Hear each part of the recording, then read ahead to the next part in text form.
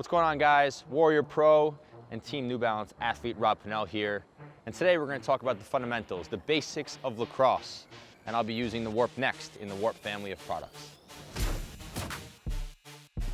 Right now we're going to talk about catching and throwing. It starts with our hands. We want to have our hands about 6 inches apart. Now when we go to throw, we want to make sure that our stick is straight in line with our target. Now when I go to throw, we must step. So when I go to throw, if I'm right-handed, we're going to step with our opposite foot, so my left hand. If you're left-handed, you want to step with your right foot. We want to let our top hand dominate when we start to throw. So I'm going to push my top hand towards my target, okay, and hopefully it goes right to his stick side. When we're catching, we want to almost leave our stick where it is, where it ends up where we throw in front of us. As the ball starts to come, I'm going to catch it, bringing my stick back, just like that. If we want to focus on catching a little bit more and you're having a little trouble with it, move your hand up higher.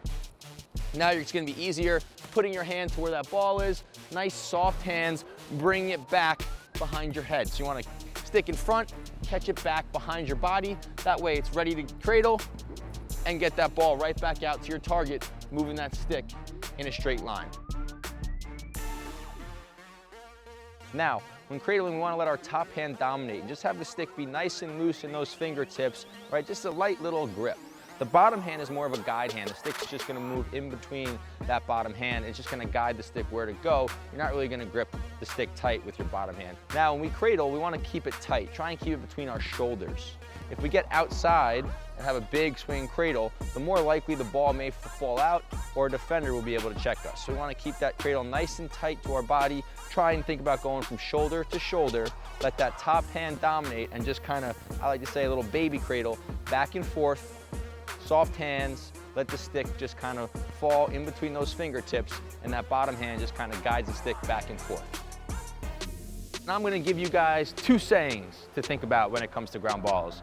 The first is drop both butts, the butt end of our stick and the butt end on our body. So we want to drop both butts, okay, get nice and low. Our body's low, our stick's low. We want to move through that ground ball and keep our feet moving. Now we want to kiss and listen.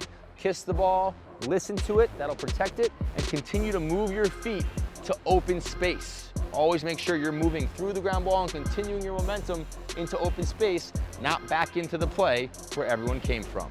Go dominate the ground ball game today.